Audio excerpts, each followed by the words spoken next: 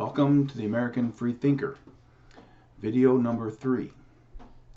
Again, a quick reminder of why I'm doing this. Reason number 1, to get some stuff off my chest. Reason number 2, as an advertisement for my soon-to-be live call-in podcast sometime around the end of November, which will then allow other just normal people out there the ability to get something off their chest. Hopefully based on the topic of the day, but not necessarily have to. Remember, I enjoy the discussion. That's why I'm doing this. I'm doing the topic-based videos, 1, to get practice, but 2, to get the word out there as much as I can. Today's topic is probably one of the more important topics in American history. All right, maybe I'm blowing that a little out of proportion, but it's at least the top 10 or 15. And that is Trump. Yes, Donald Trump. Now, don't think I am in any way being disrespectful by not saying president. That's just a personal thing of mine.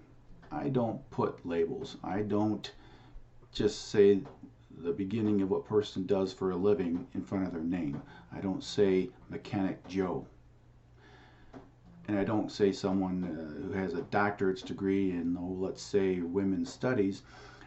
I would never say Dr. so-and-so. And I don't give maybe Congressman John or whatever. I would never do that. So if I just say Trump, well, it's not disrespectful. It's just me. So back to the topic. Trump. I'm gonna like this one. This one's probably gonna make me smile a little bit. But I don't think we can talk about Trump without talking before Trump. Bush, Obama, and what kind of led up to Trump. Now, I remember, not distinctly, but I do remember discussing politics on Facebook, as much as you can on Facebook. And I remember actually being able to have some sort of conversation. You'll always have your 1 or 2 idiot leftists that just have to get on there to call names and cause problems. But for the most part, you could actually have a discussion. The average, ordinary guy like myself, just out there working, but maybe having an opinion, that being the Democrat, would actually maybe talk to you a little bit about it. Then along came Trump. Even before he got the nomination, right off the bat, it became pretty evident that the media was going to do everything in their power to make everyone hate him as much as possible. But not just the Democrat politicians, the leaders, the media, basically one and the same, but even some of the conservatives. That really started confusing me. I started looking into that. Now why? Why is there such a problem? Because prior to him coming along, I know in the conversations on Facebook and out at the bar or whatever, everyone hated the politician. Everyone knew that the political world was corrupt. Everyone knew that the intelligence community was corrupt. I mean, think about it. Most of the intelligence agency, they get their people from Harvard, Yale. And nowadays everyone also knows that Harvard and Yale pretty much, geez, I hate to say it, almost Marxist or socialist in their beliefs. And it's pretty obvious why. One of the main things you have to have for Marxism is people want to be able to control the economy, science-based economy, and they think they're the smart ones. Well, they're going to Harvard, so obviously they're going to think, well, I'm smarter than everyone else, just listen to me. Well, that gets pretty dangerous when you are in the intelligence community. And it became pretty obvious to me that even conservatives, you can't put it by them, some of them, to be establishment. They like the status quo. Now, most people like that, they hid behind the idea of, oh, Trump is just immoral. He's unethical. He's mean spirited. I mean, just all the different kinds of stuff they would throw at him. And my response is, okay, you've just basically named every politician. So why all of a sudden are you so upset about Trump? Well,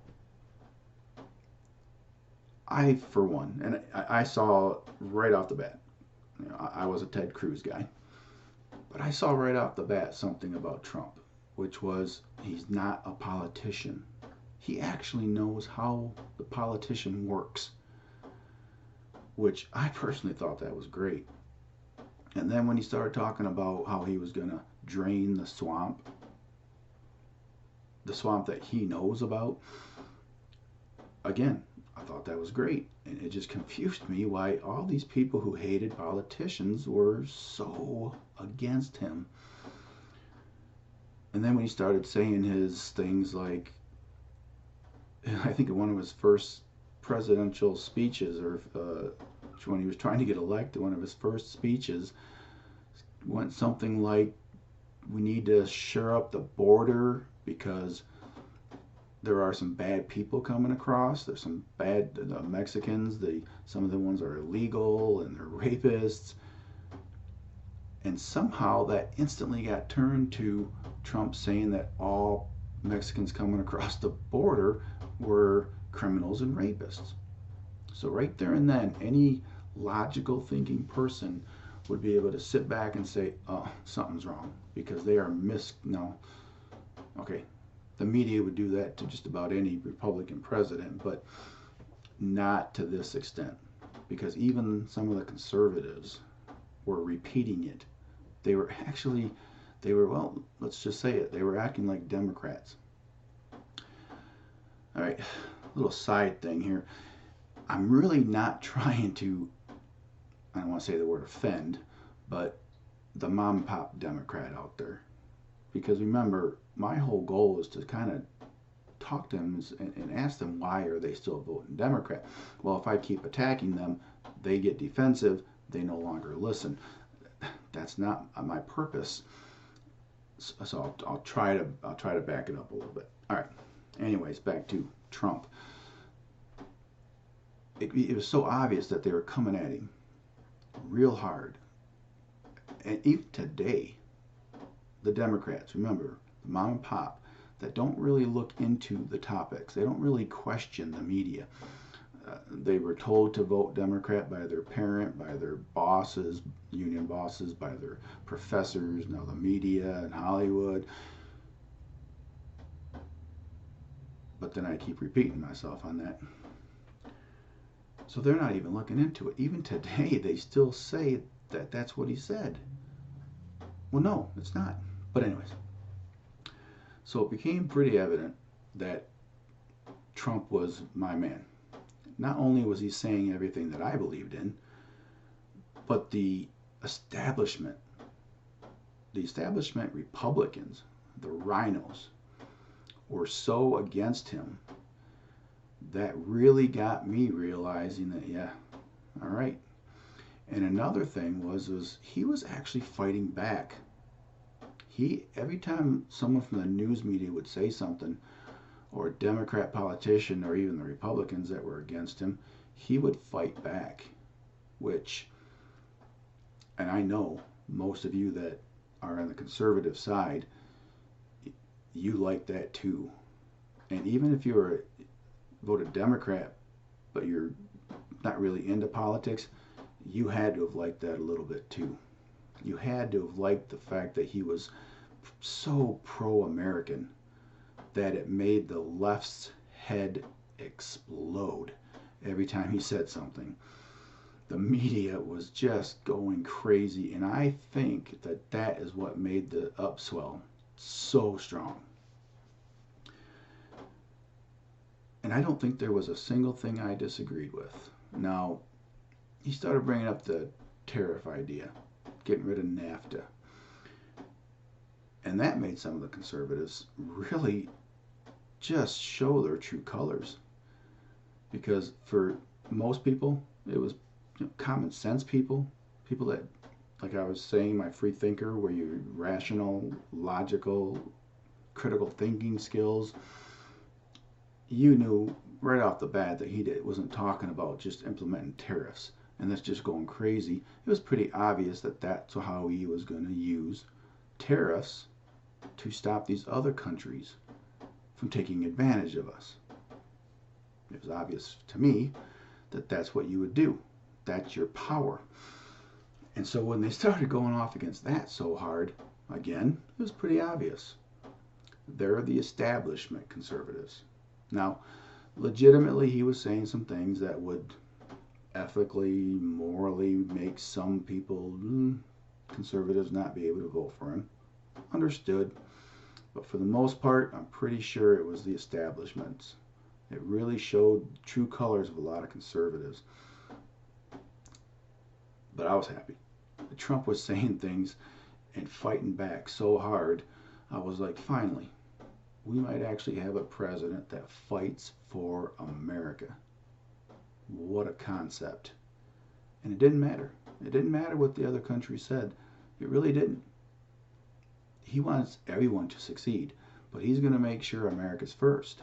And if another country has a problem with that, why would you bow down? Like Obama does to the Middle East princes, bowing down to every leader around the world. And I know that's what caused the upswell. Now let's go ahead and move forward. I don't want to get into the whole Hillary thing. It was so obvious. Even the Democrats knew that she was a horrible candidate. And there was so much on her side. That's why it was so close. That's why the states that turned it for Trump were so close. Because she was so bad. And as much fraud and illegal voting that went on the Democrat side, they still couldn't pull it off. So when I woke up that next morning and saw Trump won, because as much as I thought he might, just because of driving around the country seeing the excitement for Trump, but not a single bit of excitement for Hillary, I thought there was a chance, but the media was so hard. And it wasn't just the media. So it was your typical Democrats, but it was then your media. They were so hard. And then you had even your Republicans were not supporting him as much as they should have. And then the conservative base was the tops were not just supporting him greatly. And when he won but he didn't just win. He didn't just win. I believe there was a pretty big win for all the Republicans, all the seats, most of the seats in Congress and the local and the state governments. That right from the get-go, it was pretty obvious to me that this was something different, that this was monumental. And people may say, and they're going to keep trying to say, oh, Trump's dumb, Trump's this, Trump's that it's not him, that it's the people he put in place. Well, you can't complain about the people he put in place on one hand, and then say that it's the people he put in place that did it all. But you do have to remember, and this is something that someone like an Obama would never understand. See, Obama actually thought he was godlike, just like the Democrats and the hard leftists thought. He was infallible. He actually thought he was.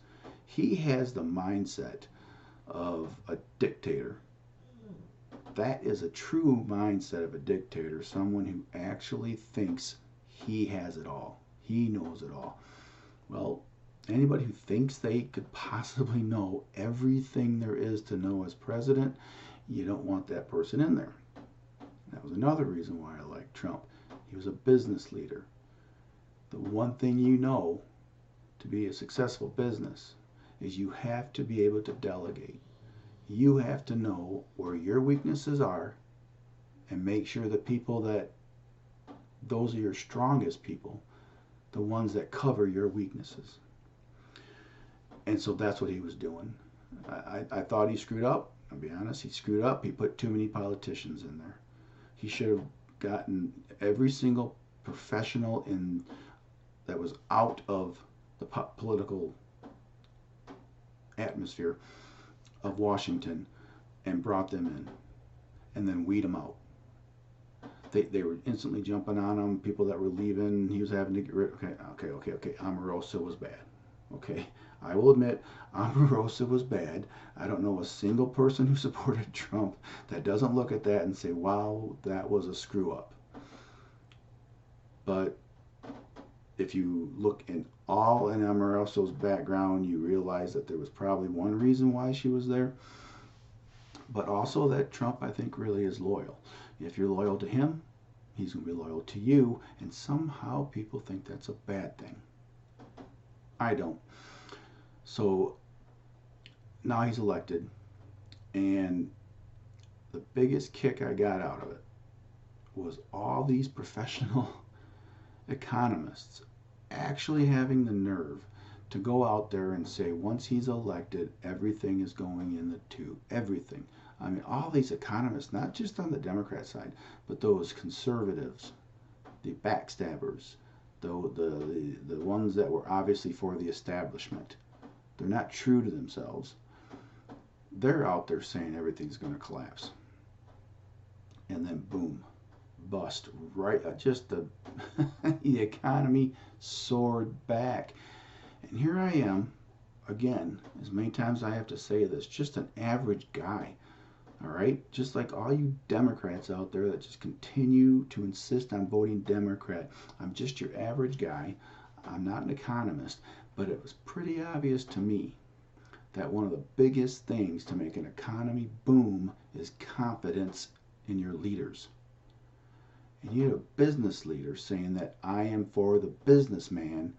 Oh, gee, I wonder if they'll all of a sudden feel confident. Yeah, maybe. And the regulations, right off the bat, the idea of a tax break, corporate tax break, bringing back some of the money that was overseas, all that makes sense to me. How could economists not see that that was going to be huge? That was one of the main things Trump talked about. And instantly he got into office before he even swore in. Right? Like a month, not even a month after he got elected, the economy was already starting to roll. Yeah, not going to get into all these people saying, oh, well, that was Obama's thing. Yeah, you mean the Obama that said that he can't make the economy get any better? What's Trump going to do? Wave a magic wand? I believe that's the same Obama saying that this is the new normal that is now out there saying, well, I did all this. Again, you Democrats, think. Stop just accepting what they're saying in the media. Actually think about some of this crap that's out there. You've got Obama saying both things, and you're just saying, oh, yeah, Obama did it. Okay. So, now we continue forward. Again, this is on Trump. This whole idea about the tweeting, again, I'm confused.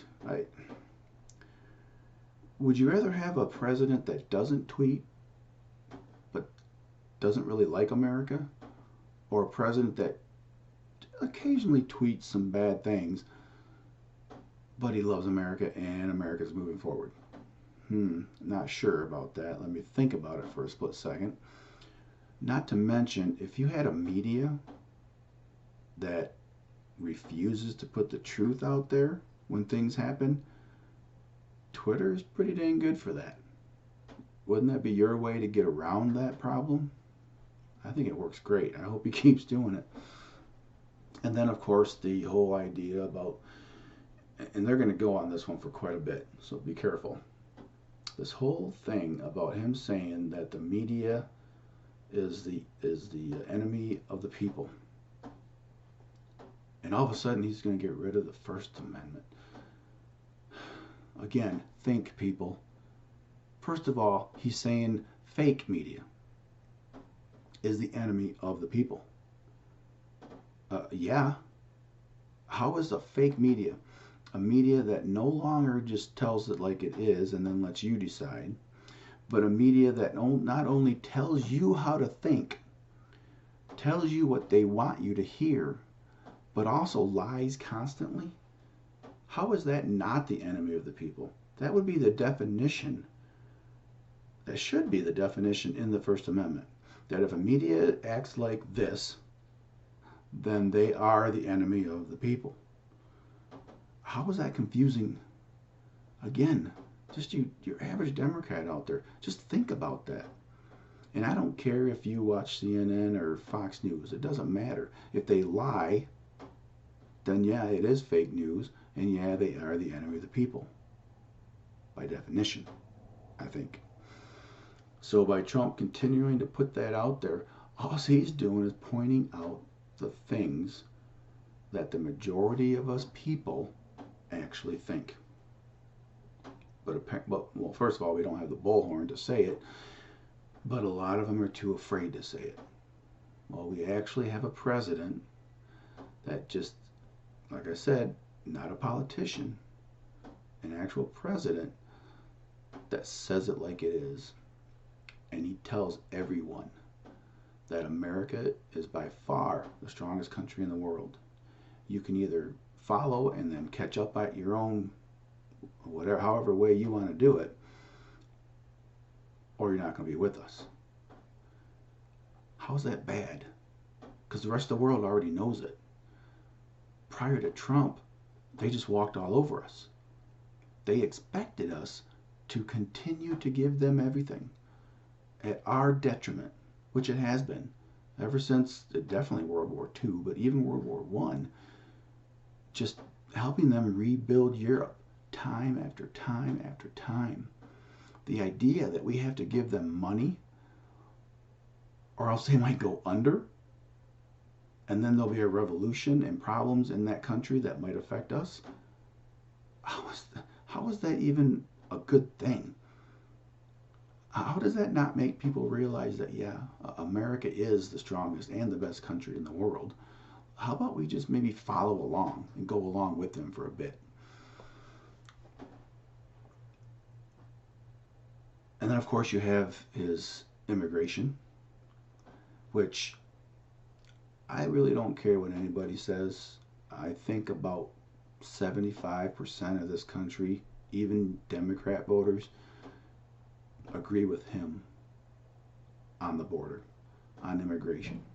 If you actually listen to his words and not the asinine leftists or the asinine media or the politicians or your professors, if you actually listen to what he's saying, all he is saying is let's stop illegal immigration, let's put the wall up, stop them from coming in for a bit, get rid of the ones that are bad, first of all, and then we can talk about what to do with the ones that stayed here and maybe even assimilate it a little bit.